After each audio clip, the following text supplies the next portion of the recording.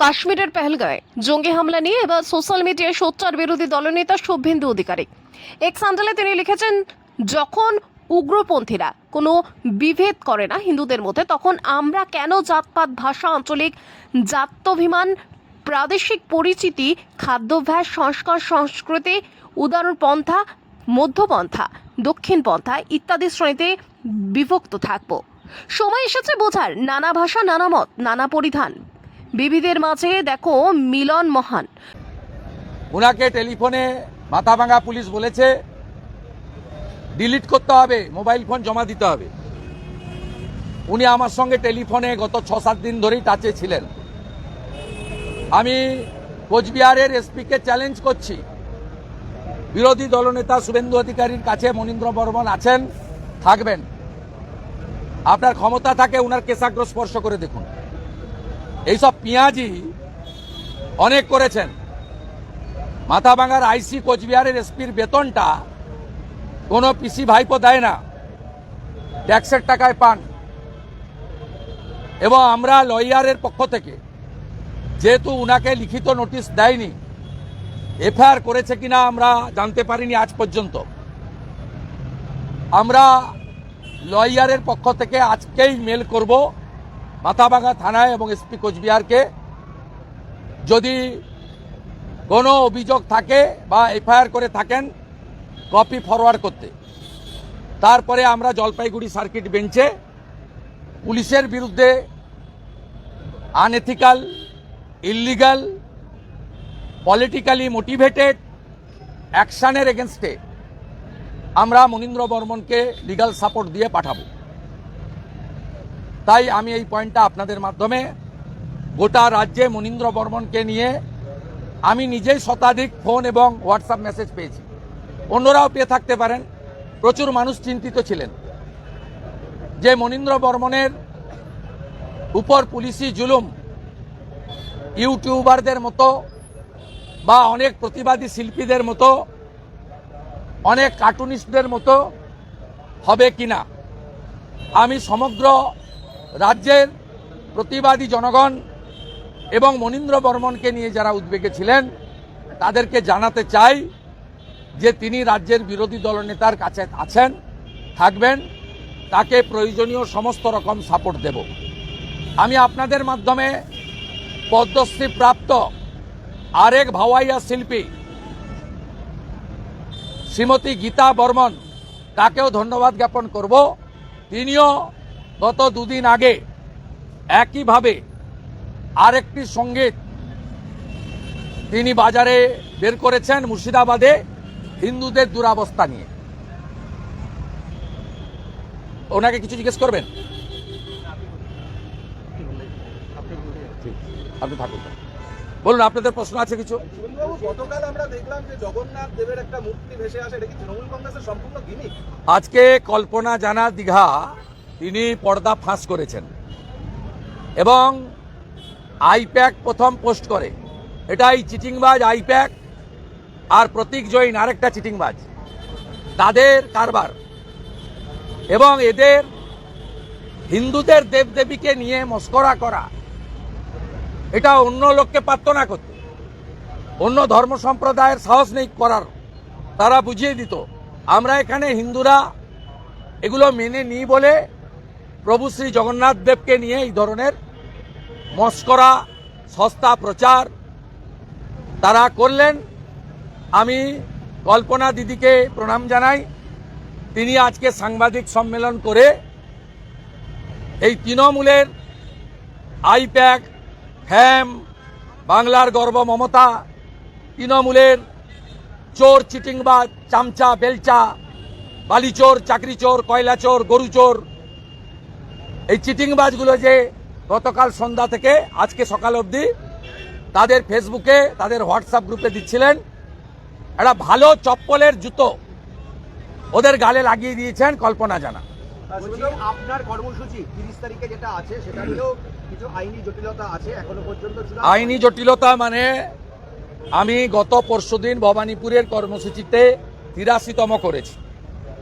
ওখানে অক্ষয় তৃতীয়া পালন হবে। পুলিশ লম্বা লিস্ট করে বলেছে যে রানীমা দীঘায় আসবেন, তাই আমরা কোনো রকম পারমিশন দিতে পারবো না। যেখানে অক্ষয় তৃতীয়া এবং সনাতনী যজ্ঞ হোম অনুষ্ঠান হবে, যদিও সরাসরি আমি আয়োজক নই, তো আমি অংশগ্রহণ করব।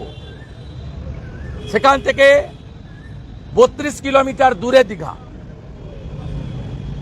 এই পুলিশকে যেভাবে অত্যন্ত নগ্নভাবে ব্যবহার করছেন রাজ্যের মুখ্যমন্ত্রী, তার আরেকটা দৃষ্টান্ত, সনাতনী হিন্দু সমাজ অক্ষয় তৃতীয়া পালন করতে পারবে না, যেহেতু ওই দিন দীঘাতে শ্রী জগন্নাথ ধাম সাংস্কৃতিক কেন্দ্র, ওটা মন্দির নয়, আবারও বলি, উদ্বোধন হবে। মুর্শিদাবাদে রাষ্ট্রপতি শাসক ঘটনার পরিপ্রেক্ষিতে রাষ্ট্রপতি শাসক যে সুপ্রিম কোর্টে গেছিলেন এবং পিটিশনে প্রবলেম ছিল বলে সেটা আবার উঠবে।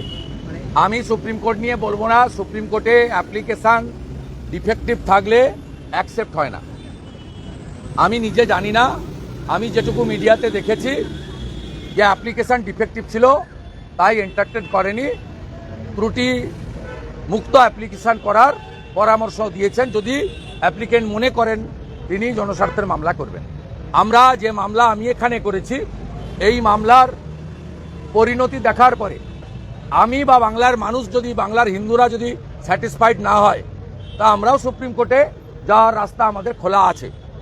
এবং আমি মুর্শিদাবাদ সহ বাংলার শান্তিকামী মানুষকে বলবো, বিশেষ করে মুর্শিদাবাদের সংখ্যায় কম থাকা হিন্দুদের, যে আমার করা মামলাতে হাইকোর্ট 15ই মে পর্যন্ত কেন্দ্রীয় বাহিনী আপনাদের এলাকায় রাখার অর্ডার দিয়েছেন।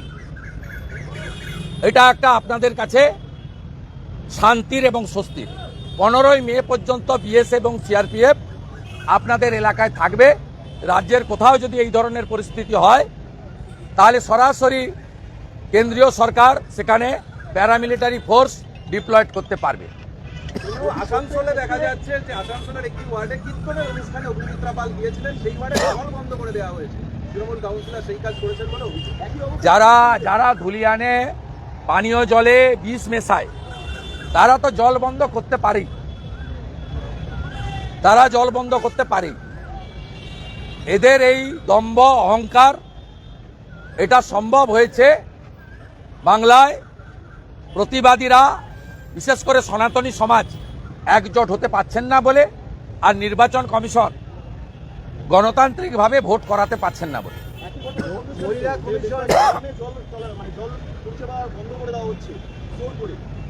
ব্যবস্থা আমরা নেব, আমরা যা করার করব। প্রত্যেকটা জায়গায় আমরা সজাগ এবং সচেতন আছি। মহিলা কমিশন এবং মানবাধিকার কমিশন যে রিপোর্ট দেবে মুর্শিদাবাদ ঘুরে এসে, আপনি কি মনে করেন যে তাতে কোনো রকম কাজ হবে? না না, এরা 21 সাল থেকে রিপোর্ট দেয়, কিছু হয় না। আমি ইন্টারেস্টেড নই সব রিপোর্ট, ফালতু রিপোর্ট। এরা সত্যি কথাই লিখবেন, কিন্তু কিছু রেজাল্ট হয় না। আমি অনুরোধ করব যে আপনাদের লিমিটেশন আছে, আমি বুঝি, কিন্তু আপনারা সাংবিধানিক বডি, আপনারাও সরাসরি সুপ্রিম কোর্টে গিয়ে আপনাদের রিপোর্ট রাজ্যে কার্যকর হচ্ছে না 21 সাল থেকে অদ্যাবধি। মহিলা কমিশন, মানবাধিকার commission, SC commission, ST commission, minority commission, নারী এবং শিশু রক্ষা কমিশন, আপনারা তো এটা যেতেই পারেন, কিন্তু আপনারা যান না। বেঙ্গল পিপুল ওয়ান্ট রেজাল্ট। মানুষ ভাষণ শুনতে চাইছে না, মানুষ চাইছে, যেমন মুর্শিদাবাদের ক্ষেত্রে বলি, অনেকেই যাবেন, বাধা। আমি দেখুন, আমি ইন্টারনেট চালু হওয়ার পরে আপনি দেখুন কত মেল আমাকে করেছে ধুলিয়ান, শামসেরগঞ্জ। তারা আমাকে চায় যে আপনি আসুন। আমার পিলে হাইকোর্ট সেন্ট্রাল ফোর্স দিয়ে তাদের বাঁচিয়েছে। রাজ্য সরকার 12 তারিখ ভোরবেলায় সেন্ট্রাল ফোর্স তুলে নিতে বলেছিলেন বিএসএফকে। দেখুন আপনি কত নাম আমি আপনাকে বলবো, যে চিরঞ্জিত ঘোষ থেকে শুরু করে শুভময় চক্রবর্তী, এই bunch of mail I receive. মাত্র 2 দিন হয়েছে ইন্টারনেট চালু হয়েছে, তাতেই অনলি আমাকে বাধা দিচ্ছে। আজকেও কোর্টে অপোজ করেছে। এর আগের দিন কিশোর দত্ত সম্মানীয় এজি এবং রাজ্য সরকারের লয়ার কল্যাণ ব্যানার্জি কিভাবে একটা পার্টিকুলার শুভেন্দু অধিকারী, তাকে যেতে দেওয়া যাবে না, তিনি গেলে, শুধু আমাকে ইন্ডিভিজুয়াল। আমি মন্তব্য করব না যে আমাদের সভাপতি তিনি পৌঁছেছেন, মানে দল পৌঁছেছে, কিন্তু আমাকে পার্সোনালি আটকানো হচ্ছে। আজকে আমার লয়ার মেনশন করেছে বুধবার রেখেছেন, আমি আশা করি বুধবার অর্ডার পাবো এবং আগামী যতদিন না আমি ওদের বাড়ি ঘর দুয়ার মন্দির স্বাভাবিক করতে পারছি সব করব। আমার বড় পরিকল্পনা আছে, আমাকে অনেক এনজিও সাপোর্ট করছে, খোলা হাত তো করছেই, সাথে সাথে অনেকগুলো এনজিও আমাকে হেল্প করছে। এবং শুনলে খুশি হবেন, গোরখপুর মহন্তপীঠের মন্দির কমিটিও এগিয়ে এসছে, তারা আমার সঙ্গে থেকে কাজ করবে। আমরা বড় পরিকল্পনা নিয়েছি, আগামীকাল থেকেই ভলেন্টিয়াররা অ্যাসেসমেন্ট করবে এবং ব্যাপক রিলিফ পুনর্বাসন তাদেরকে খাড়া করানোর কাজ আমরা করব। যাদের যা গেছে হিসাব করে জামা কাপড় ইউটেন্সিল